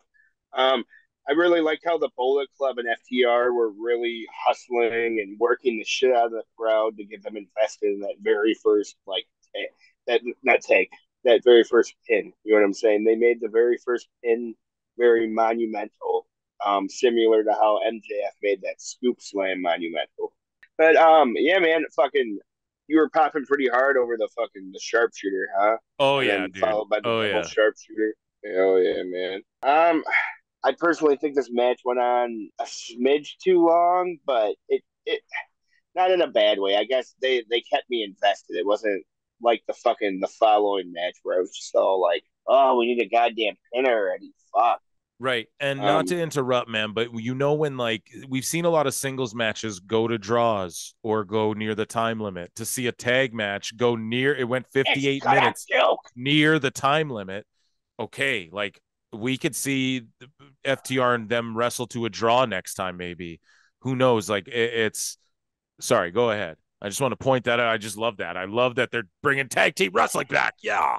Yeah, man. I don't know. I appreciate how they, like I said, they made the pins actually matter. You know, so not false finishes in a good way. In a good way. Correct. Yeah, that. There we go. You know, I was and the hot tags. The tags weren't flat; they all were good. I felt like too. Yeah, man. Bullet Club not being heels. You know, and they didn't brawl all over the arena, dude. It was mostly just in the ring, tag team psychology. I don't know. I liked it, man. I really liked this match. Yep. Unfortunately, it's only going to get 3.5 stars. So FTR wins though, so they went down one fall and then they came back and got the other two falls. It was all great. It was great. It was great. Yep. Yeah. Yep. Yep. So up next we had Ruby Soho versus Willow Nightingale. And also though, shout out like the little things with, you said the sharpshooter, but also like they teased the Sweet Chin music at one point. So that was kind of right. He said he's tuning up the band, and it's all like, that's the enemy. Right. Those are the ops, bro. And that's like, that really got over with me and the live crowd. They got really hot for that. And that's the place to do that shit. You know, like you can't just, I've seen WWE does it too. They just send Natty out in fucking Ontario. And then they think like people are like, yeah, we love her in Canada. That you're in British Columbia and they send Natty out. It's like, okay, like sweet, we love you. But you know, we're not just popping for sharpshooters. Like Taya Valkyrie's from here, fucking Chelsea Green's from here. You know, there's tons of wrestlers from like BC, for example. So anyways, but Ruby Soho I got an idea. Hey, I got an idea. Send Natty out there. She'll put him in a sharpshooter. Yeah, that'd be really good. Yeah, that's a great hold. Ruby Soho Willow Nightingale, the finals of the Owen Hart Cup tournament. So the story being, you know, Ruby's trying to capture it. She lost it to Britt last time. Willow's like, oh, nah. And she won the New Japan Women's Strong tournament, beating Mercedes Moné, which I think I'm pretty sure it's like public knowledge at this point. Like Moné got hurt and called the finish on the fly. And so that's the only reason Willow won that tournament. And so now she wins this Owen Hart tournament. I think it's a great move. It's weird there was no Canadians in this tournament, not to say, oh, the hometown hero has to win. Like, you guys know I'm not a proponent of that, but weird that like All Ego just is randomly a babyface because they did a Canadian tour and now he just, Matt Hardy really trusts him and shit now. And even though he just used and abused him, and it's just like, come on, guys, like just put Ego Ethan Page in the tournament, have him have beaten Punk somehow. I guess Ricky's the guy to push, but so I'm glad Ricky won it on his end, spoiler, which we're about to get to, but I don't know. Willow's the right call though. I do like this. And they had the ceremony at Battle of the Belts, which we'll talk about later. This match was again, okay. I guess they're also trying to tie the story of like Ruby was friends with Willow, blah, blah, blah. This wasn't my favorite match in the world though. But there's something to this where I don't know. Maybe Ruby now will continue to feud with fucking Willow. I have no clue. But what did you make of this match? I think it's the chase that one day Ruby So is gonna win the Owen Hart The Owen, tournament, and and now she's it's not not the even from time. Canada, Daddy. So what the fuck? Yeah. Come on, man. Like, Ruby So on top of the world, Daddy. I heard she comes out the rancid, Daddy, and her finishing move is named after a rancid star. I'm sorry. Anyways, man, I thought this match was very competitive and whatnot, but like I was saying, it dragged down a little too long for me. So, Yeah. I know if Ruby doesn't win next year, then this is all fucking stupid. Yeah, there's I guess nothing. Ruby, you didn't win this year because fucking Sasha got injured. I'm just gonna Next go with year it'll that. be like third time's the charm type thing. Do you think that's the storyline and she'll be a Yeah, babyface? for sure. Yeah, she'll be back Willow to the top of the world. Nightingale live is fucking again. She just exudes that like Bailey shit. If you've never seen either of them live, and Willow's song, like anytime it hits, you're just fucking you're just You're a dancing, mark. clapping, dude. I'm the God, biggest mark. I love Willow. I Um, know. yeah. So up next, Kings of the Black She's Throne. okay. I don't know, man. I just see her fucking potential, bro. I look at her like one day she's gonna be on Oh yeah, she's SmackDown already doing that halfway shit, there. Yeah, yeah. Oh, and for sure, yeah, bro. Yeah, 100%. yeah, and it's Word. gonna be like Okay. super over, and she's gonna be selling tons of merch, and all the kids are gonna love her, Hey, and Bailey's yeah, I'm gonna be sorry. like, "You stole my gimmick." Who's that chubby girl? Get her in Yeah, don't do there. that. And I'm Toni sorry. Storm also I just I called Taya Valkyrie a stupid cow as well. oh So oh there damn. you go, folks. No, Oh, now she yeah, like now she's doing that, that's smart. But like, here we go. Yeah. yeah. Ah, ah. They're like they're threatening to throw away their action figure of her. Yeah, I'll do it.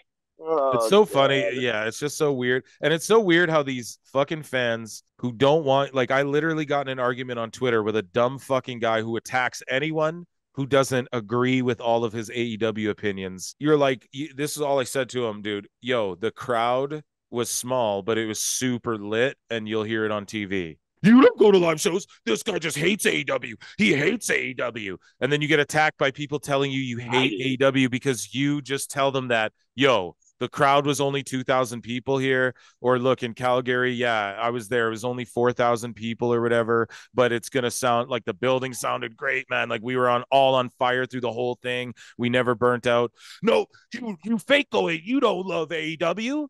Man, fuck you, crazy. You know what I mean? Like these are crazy people. And it's crazy that yeah, the fandom like, and they'll do this like Collision AEW. We need to cancel Toni Storm, bro. I thought you loved AEW. This is the AEW Women's Champion. Like, how about we just hear this out? She's a heel. It's like they fucking attack their own dude. They eat their own. Like they're dividing the fans. That's what Matt Yeah, they Hardy do. did. Punk versus the CM Punk Collision fans. What the fuck? So you guys think it's a divide? And that's why Meltzer goes, there's a divide. And then they talk to FTR and they're like, there's not a divide. And then Meltzer goes, oh, there's There it not a divide, is. I guess. It's just like, man, you guys are so fucking, it's just so divisive. And it's these fucking weird fans who just, they don't Yep. now it was, oh, you're an e-drone. Now it's like, oh, go watch Collision. If that it's like, oh, you're just a Punk fan. That's what it's like. Okay. Like Yeah, for sure, man. it's so And like crazy. and meanwhile over at WWE they're putting out some of their best product of all time and like doing their best numbers and They just sold God, I 11K can't at a fucking SmackDown. No one's talking about it. Did you hear the reactions? yeah, Uso, yeah, Jay, oh yeah. Jimmy was getting Jay. Pardon me, like Jay, the Yeah, tag plus team guy. Like, right. Plus told you. I fucking told you. yeah, Anyways, plus that LA Knight fucking video got the fucking most YouTube views of all time on a fucking WWE thing. I You know what I'm know, saying? dude. And then on SmackDown, the promo. I Yeah, don't. We'll get into it when we review it, but yeah, also the rumors Mills is saying that the Bloodline story will come to a full end, or at least for now, like everyone's gonna separate and do their own things after SummerSlam. Like this will be the word, whatever. so okay, but wait though, no, who's Roman wrestling at SummerSlam? Oh, It's probably going to be Solo, isn't it? Well, who do you think he's wrestling? Isn't it going to be Jay? You're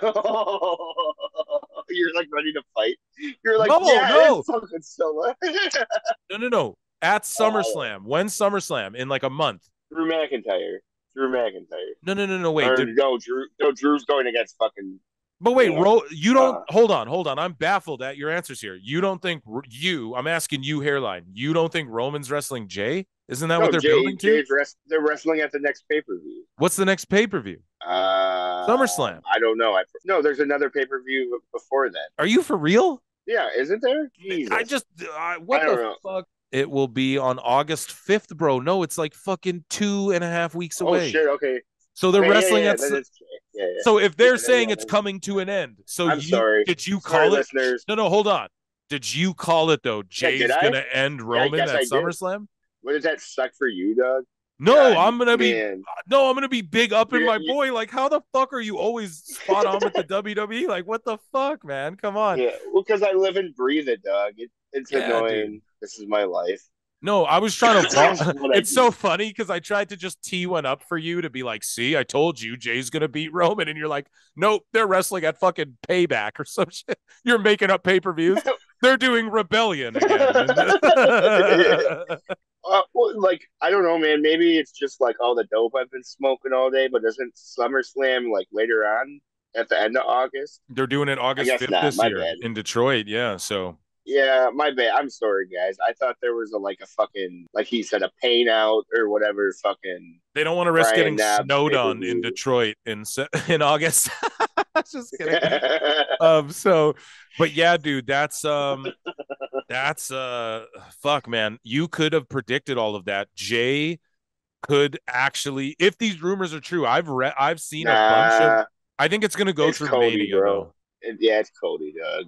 You really think Cody's going to be the one to end the story? That's the only guy I think they could do now. Yeah, well, like, dude, it has, like, I don't know, man.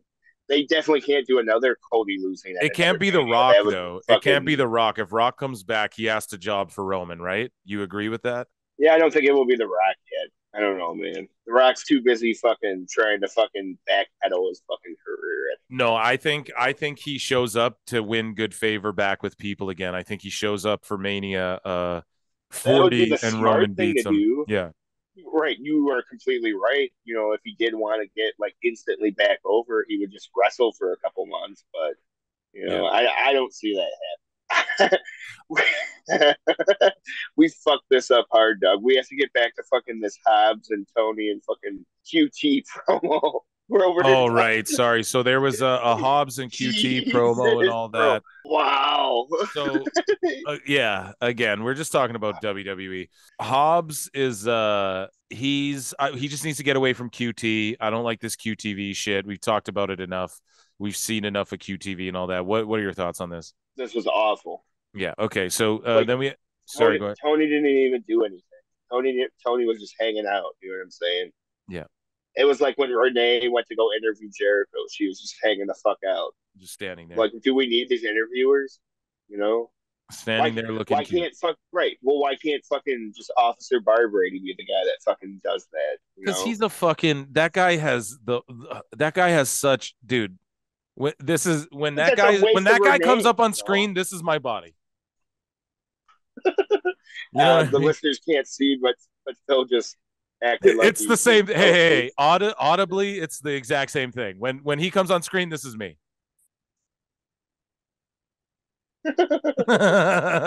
So up next, we had Kings of the Black Throne. They took on two jobbers. Oh my God. I guess maybe they're I don't know. Like, these guys are presented as a trios and then a tag team, and then they're next in. They have the House of Black rules. Now they don't. I don't know, man. Guys, get the fuck out of here. It's starting to get tiresome. Yeah. Cool. I like these two guys, but do something interesting. Or just fuck off. You know, it's like it's Andrade could have wrestled this week again, or Miro or some shit, you know? Right. Well, it sounds like fucking you're finally at where I was at fucking 2 weeks ago, and I'm fucking that being 2 weeks ago, this is 2 weeks later, and I'm fucking done with this shit, bro. This is the spooky shit being shoved down my goddamn throat. You know what I'm saying? And not to go off the wrestling. Burger King can just fucking smash fucking jobbers. Oh, you don't fucking say it. Yeah, dude. Not to not to go off pod, but Brody King did some Instagram post recently this week. He was in a little bit of hot water. People were talking about how he it was like a clip of Big Boss Man doing the I think the Al Snow or the Big Show angle, and he had a noose around his neck or whatever. And then that was Big Boss Man. Yeah, Brody King screenshotted it and said all cops are Big Boss Man, like insinuating like death to all cops or whatever. And my whole thing is this when it comes to that shit is, okay, Brody, like, I get you're trying to be edgy, man. I'm edgy, man. But here's the thing, and I love your work. Hey, hold on. Go ahead. But he's also the front man of a hardcore band, and like that's the whole thing is all cops are bastards and fucking. Okay, fuck all that angsty fucking Kurt Cobain. Get out of here, fucking. But bro, listen, that's how he provides for his fucking family, Doug. Is he goes out there and he sings his little angsty fucking songs about how all cops are bastards. That's fine, dude. That's all he's doing, Doug. You know what I'm saying? My whole thing is this. My whole thing is this. Yeah, like, and I'm not getting political about it. My whole thing is that when you do that and you work for a pro wrestling company and you're talking about the police that are in the stands, that are probably fans of you, that are parents of the fans of yours, that are the police the ex-police who probably work security at every building you're in, who probably work security for AEW, who fucking probably work security at the shows that you go fucking sing at. All of those people, dude, why just isolate them with some death shit? Like a hanging wrestler cop. Like, are you trying to be funny, man? Bro. I'm so angsty at the police, man. Like, dude, there's shitty cops, there's shitty dentists, there's shitty road workers, there's shitty computer technicians, there's shitty McDonald's workers, there's shitty podcasters, there's shitty wrestlers, there's shitty firemen, there's shitty everything. So I get that. We don't need to. It just so happens that police have a rank fucking status to where they could life could be taken in their but we don't need, like, just really think professionally what the fuck you're saying, dude. That was real cringe. And but that had nothing to do with this match or like how we're bitching about the House of Black rules. I've been trying to stay optimistic about House of Black, and I can separate the wrestling from that shit. But this shit is like, I'm starting to get tired of the shit on TV too. And also Brody King said some cringy shit. So listen, man, here's the thing about Burger King, Doug. In the same breath, Doug, him posting that Big Boss Man shit. No, listen, that Big Boss Man shit. How many angsty teenager kids saw that and then that's what I'm trying to say. Some of his music, but that's what. Yeah, so like at the same time, like that's how you get over with those fucking kids. That's and shit, so man. cringy, like, oh my bro. God, he's so cool, right? But that's what he is, Doug. You know that Burger King, bro. You know, fucking what's their motto? Fuck, have it your way. Have it your way. Have it your way. Yeah. Yeah, dude, we don't you got need it. No rules, even though we shove these rules down your throat for the past fucking 6 shows. Fucking Brody. Yeah, and how is it different? And like, okay, how is it different than NWA saying "fuck the police"? Because you're a fucking white kid from the suburbs who fucking for sure, bro. Yeah. Like, let's with just be fucking, like with his Macklemore hair. Yeah, like you fucking. You probably drink frappuccinos. Yeah, for sure. You got Starbucks, bro. My name's Evan. Can you put Evan on the box, please? But for sure, who were these jobbers? Were they some Canadians? Oh my God. Okay, so after the jobbers, I believe we had some promos. Did we not, Hairline? I'm sorry, man. No, Andrade came down. Andrade came out. Like, and it was like, thank fuck Andrade came out. Otherwise, I was just going to bitch so hard on the pod about how pointless this was. Yeah. How I sat through so many goddamn fucking Aleister Black fucking promos against fucking Andrade and shit. Everything's been him versus these guys. So I was all like, why the fuck aren't we continuing this? Who are the AEW Trios champions? Can I ask? Like, I'm completely forgetting. Is it House of Black? Yeah. Are they? Because that cut started around his neck. Oh my god. That's why they have those rules. Oh my god. Remember? So Yeah. yeah, so Why do I know more than you? What the fuck's I going don't know, on? man. It just Jeez, should it just bro. those guys. It's got to be Andrade, Roosh, and Dralistico wrestling the House of Black and let them do like trio shit and I don't know, man. Keep that shit on Dynamite or put the belts on Andrade and those guys because I don't know. It's starting to piss me off, this House of Black stuff. And yeah, Andrade is oozing the charisma, dude. I love Andrade. I've been Yeah, he's putting great. him over for years. So CM Punk versus Ricky Starks, the men's tournament final for the Owen Cup. I want you to get into this match. The crowd was mixed on fucking Punk. Yeah, they were. Starks was great. He was great. Punk was great. He was great. This was an awesome. I fucking love this goddamn match. Two guys I love. I think that again the right guy won. I thought for sure Tony Khan would put it on Punk, but Punk is like Brian. He does what's best for business, and he's gonna. Well, actually, no, Punk isn't like Brian because he won't fucking work with a skewerhead motherfucker. But anyways, Punk is he's gonna give back. He's gonna put the guys over who need to be put over. Starks can't handle another big loss like this. Punk can handle a big loss like this. Right. Yeah. God. Dude, he Ricky was Starks looking right grabbed at the the fucking ropes. because it was that fucking stupid ass fucking referee, Doug. And he was looking, bro, but he's just the fucking worst referee in the history of referees. So like, oh, dude, ah, So Ricky he watched Starks, it happen. they do like a little reversal roll up type deal, and then Ricky Starks grabs the ropes. Now, was this heel? Was this to get a little more extra sympathy on Punk? Is Starks going to start doing his heel shit? Time will tell. I'm trying to think, do they need heels over there in Collision? I'm not sure, but either way, again, give it to a young up and comer. I think the right guy Nah, won. man. Mm. No, They got no. Oh my bad. As far as like, do they need heels? They have the fucking Bullet Club Gold. I think those guys alone, mixed with fucking Burger King and his boys, there's more than enough heel shit going on, right? yeah, I guess you're right, but it's just like okay, but Bullet Club Gold is two guys, and then they have the guns There's with them. four. So I Yeah, know, but and do the you guns think are Bullet Club. right? But so do you think you start doing like Austin Gunn having singles matches more and things like that? Like, do you think they should start doing that and have them? I just think it's gonna be the four of them weaving throughout the storyline. Like Right, that's what right. yeah, for sure. Okay, because okay, um, Oh God, I'm sorry. I'm acting like Tony Khan books correctly though. yeah, I'm exactly, sorry. I man. apologize.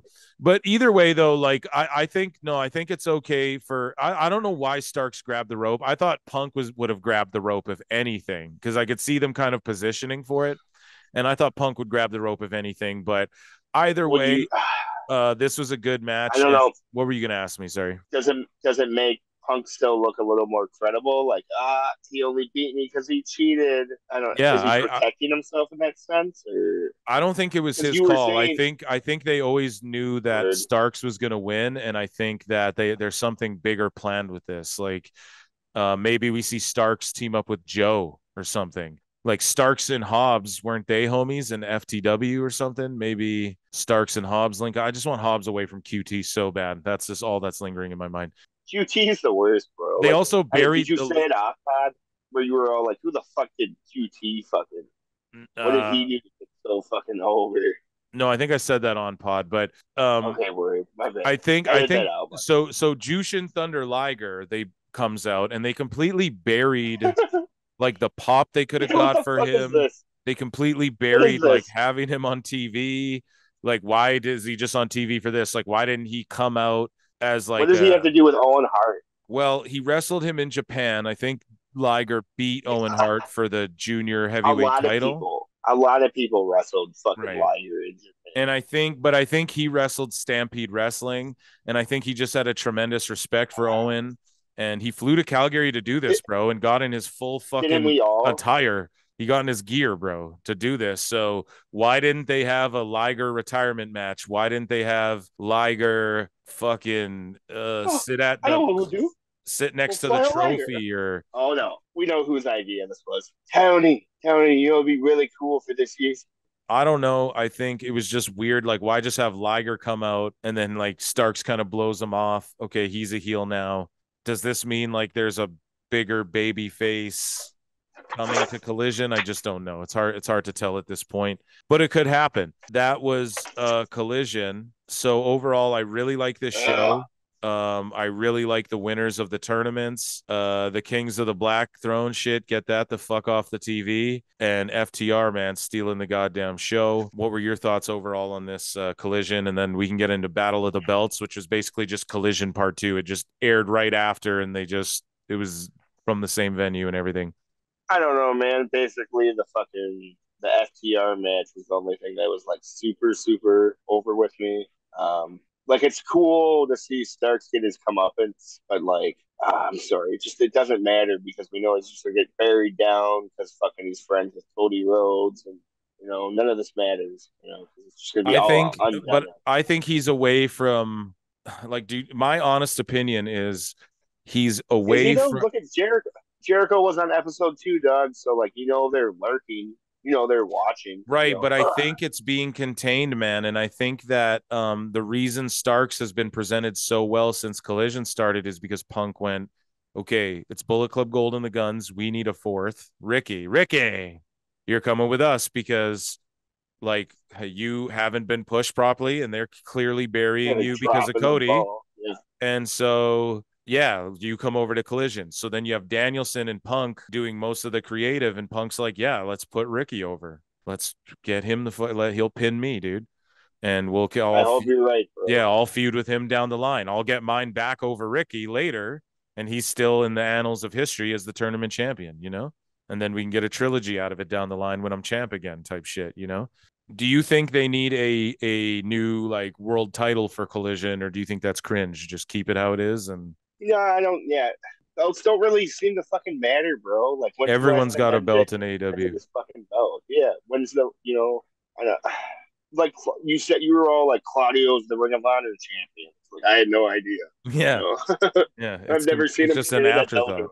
Yeah, for sure, bro. And like, God, the only belt I recognized was the one the Cuck had, and that was just because he hangs it around his neck when he comes. Oh man. Okay. Well, speaking of championships, Battle of the Belts 7. And I may have jumped the gun with the Liger stuff, but it was a weird moment on stage with Starks. He like takes the trophy from Liger. I watched them back to back. I don't know exactly where Battle of the Belts began and Collision ended, but yeah, what a waste of Liger. You know what I mean? Just a waste. So the Battle of the Belts had 3 title matches, none of which change hands. Spoiler alerts. The first was Orange Cassidy versus Lance Archer with Jake the Snake. And I don't know, I feel like the Saddle Dome in Calgary there was feeling Lance Archer and Jake way more than Orange Cassidy as well. Who was the ally in the first Ninja Turtles movie? Casey Jones. Yeah. So Archer looked a lot like Casey Jones with his entrance. Okay. I don't know about you, but that's what I was saying. Apparently CM Punk said he has always been like, I should play Casey Jones in the Ninja Turtle movies. That's like something he's been advocating for years. What a fucking mark. Well, yeah, whatever. I actually kind of like this match, man, because Archer was like not really letting Orange Cassidy do Orange Cassidy shit. Yeah, he just beat the fuck out of him. And I don't know though. I think I've seen these guys wrestle before. I think it's just Orange is gonna win. Like you just always know he's gonna win. That's my biggest problem. It's like, oh, I love Lance. He hasn't been on TV in forever. He just comes back, squashes a guy, and then he does a job. So it's like, here's the problem. Lance Archer's never on TV except for when he comes back, squashes a guy once, and then all of a sudden he gets a big match, quote unquote, and then he just jobs. And then Cassidy wins every fucking match, every tag scenario, every battle royal scenario, every fucking one-on-one scenario. He wins every match. So it's just like, it was so repetitive, old trash. I don't fucking think like this match was good. Oh, people could work. It was great. Everyone could work.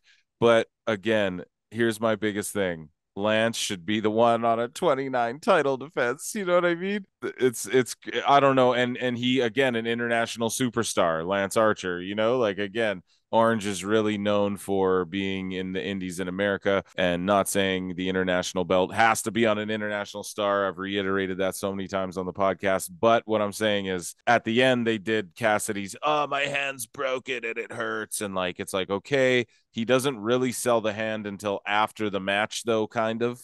And other than his tape. And to me, it's like someone's going to beat him soon because his hand's hurting. Like, I don't know what they're going to build to. Who did they build up where you're like, oh, it'll be meaningful when they beat Cassidy? They just need Miro to come in and squash him or something. Like, it's so silly. What I disliked about this match here, man, is like fucking Orange did the DDT, and the crowd was fucking super into like Jake doing the DDT. And then Archer just popped up like it wasn't shit, you know, and it just kind of discredited it, like ruined all of that. And it was like, God damn it, man. Like I was saying, I don't know if it was earlier in the pod or last pod where like, you know, a lot of it's just in the moment and feeding off the crowd. And it's all like, dude, why would you? Oh, God damn it. Yeah. Dude. Dummy. Yeah. Dummy. Yeah. Yeah. So I love Lance Archer, though. I want to see more Lance Archer. I love everything about him. His work is good. And I like that he was no selling shit. But yeah, when he just popped up, I think they were just pressed for time. Like, I think they were just doing too much shit. Oh, for sure. Yeah, it's AEW, you know, so not to beat that fucking horse to death. But anyways, Jake was looking rough, Doug. Yeah, man. I don't know, dude. Maybe it's just the travel. Maybe it's fucking a bunch of burgers and fucking soda. Maybe he just goes to food now instead of drugs. Fuck it. I'd rather he do food than drugs. So, amen. Next up, we had fucking Tony in the ring, and he announced the Acclaim. The Acclaim. Listen. Thank God. And this was the Acclaim's weakest. This was fucking Max Caster's weakest bars in a while, but he still was hitting. But it was I don't know, man. They didn't slap correctly. They're not. I don't know. Yeah, it was okay. It's time to give them the titles, Doug. They're so fucking over. So the trios titles, those three? Yeah, get them off Burger King and his boys. They definitely, I think, are the guys to put them on. But then you just have to think. And then I guess MJF's a heel. Because it's like you can't have all your champions be like faces. And Tony Khan thinks Orange Cassidy's like the ultimate baby face. Yes. So clearly you're paying attention. So what happens in this promo, Hairline? They were just basically like, fucking bitch, fuck your music video. We accept your challenge. Yeah, man. Cutie Solo. What is it? Cutie Solo and Hobbs or some shit, or what is it? Fucking. Well, like you said, dude.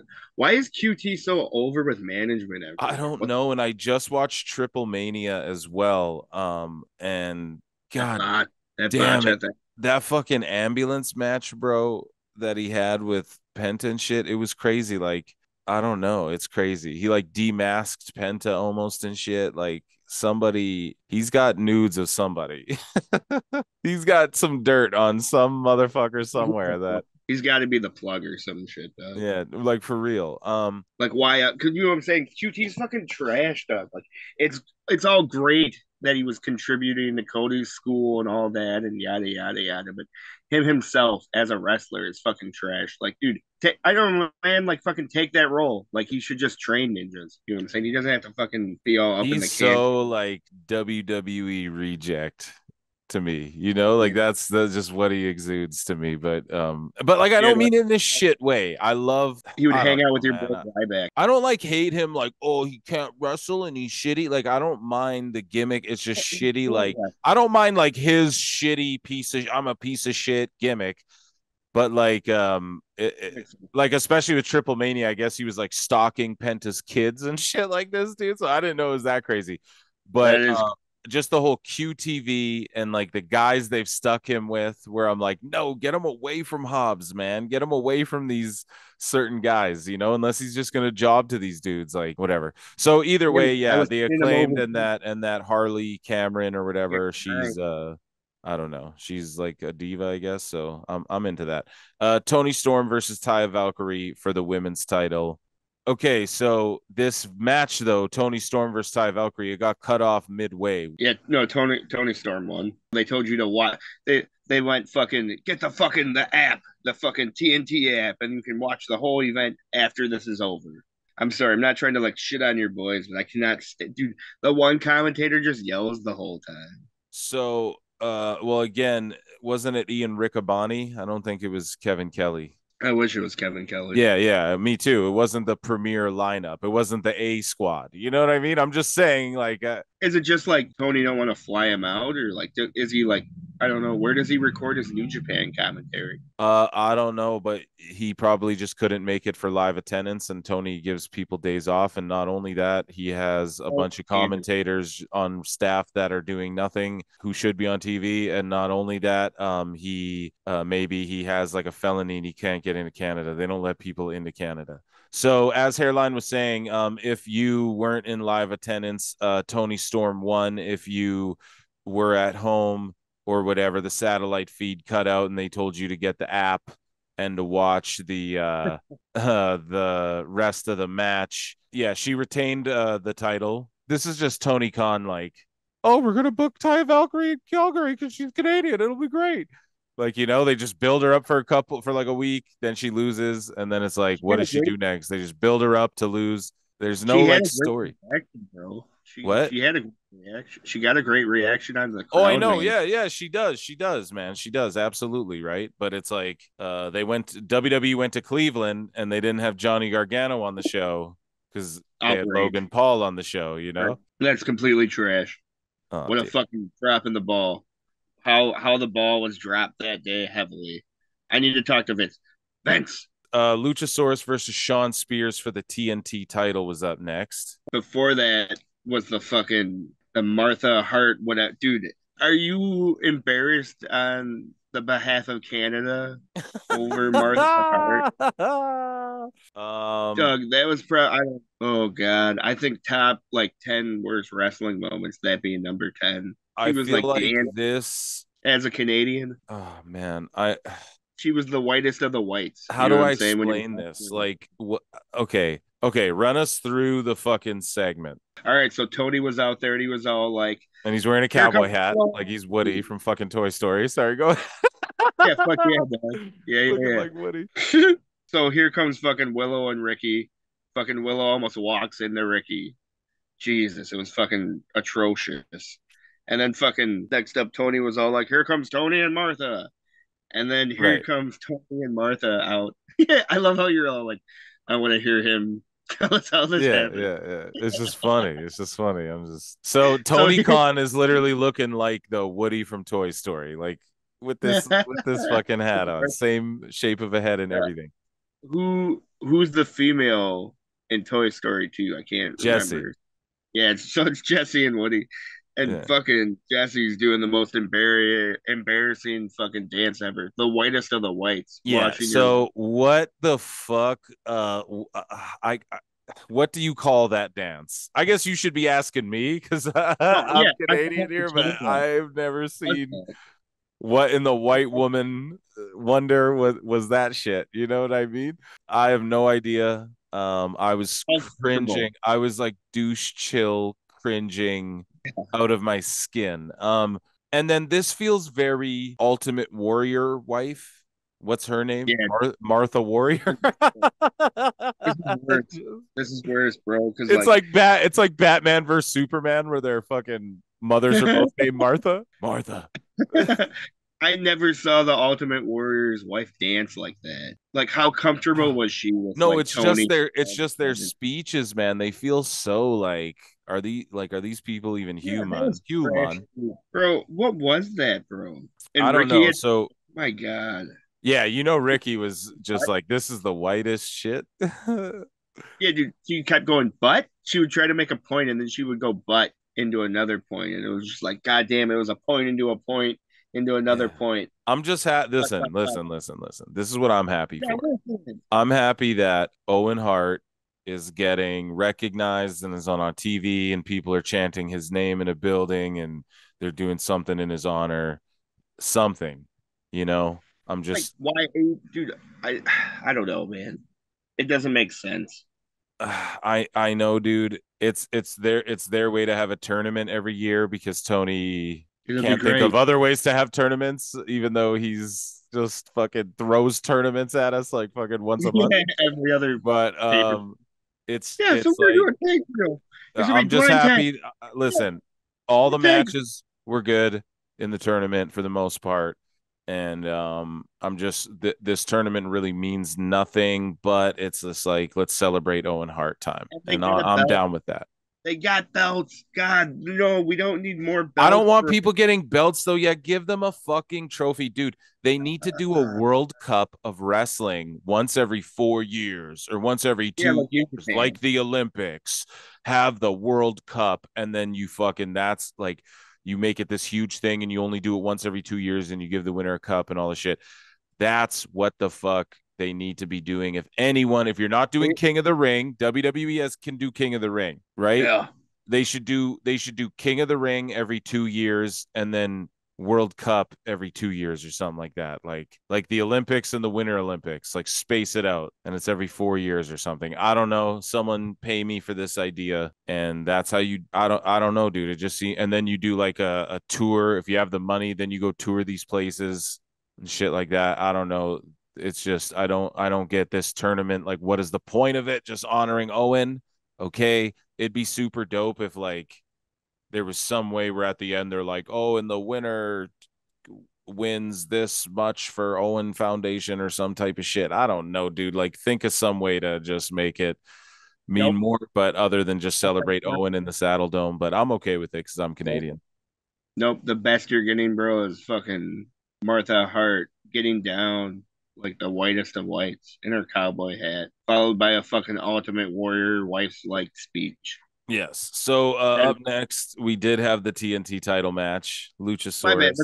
I'm sorry. Luchasaurus with Christian Cage taking on Shawn Spears. Christian cuts a promo while holding the belt. I really like how Christian like carries the belt for Luchasaurus and fucking acts like it's his. And Lucha's just doing his bidding. This all would be way better had they not had Lucha.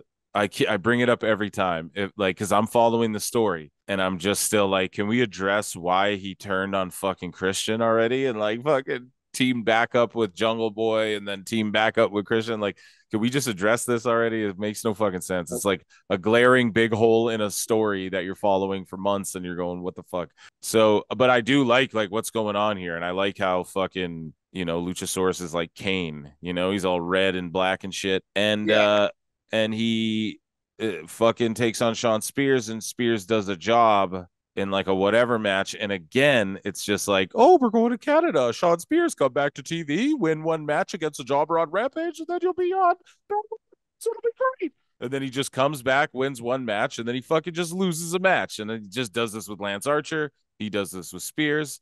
It's just like, man, how many fucking guys like? It's just learn to book fucking guys already, split the rosters up or something, do something.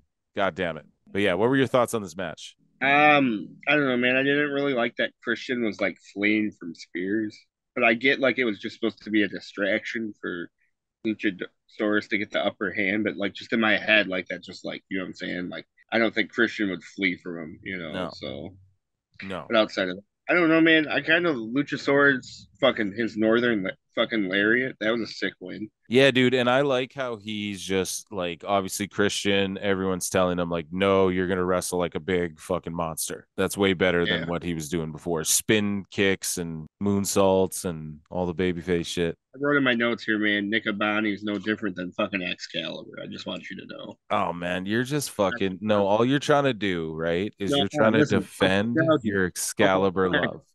Okay, listen, I'll start writing down notes then. I'm gonna time notes. Yeah, write them, timestamp them, and here's my notes. I'll write notes too for Excalibur. This is what it will be: whole show laughing, wearing a mask, laughing, and yelling shit. Speed reading matches really fast. That's what it's gonna be, bro. Where's Zach on face? But okay, you fucking Excalibur mark. Excalibur hairline milkshake tease coming soon. I'm gonna send you an Excalibur mask for your birthday hairline. Don't. It's just absurd that you think Nick Abani is any different than Excalibur. Well, first off, his name's Ian Riccaboni with an R, not Nick Abani. He's not a fucking cigarillo, and that's the first thing. And secondly, He's way better. Him and Caprice Coleman are far superior than Excalibur and Taz and Shivani. And Nigel and Kevin Kelly are the best combo in AEW. No, dude, Taz is great. Yeah, Nigel would. Now you just sound like fucking Tony Khan. It'll be great. Here's hairline. No, he's great. It'll be great. It'll be great. Folks, did you like the show? I hope you did. And if you didn't, talk shit to us in the comments. Make sure you check us out at Pro Wrestle Times on YouTube, at Pro Wrestle Clips on YouTube.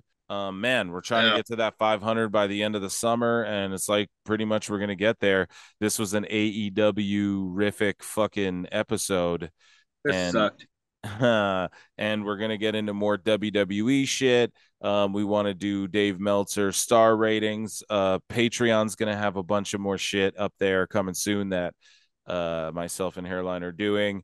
And yeah, guys, just shout out Russ Paxton. He's our only patron. Is it Patreon or patron? What do you call them? Patreons or patrons? Patreon.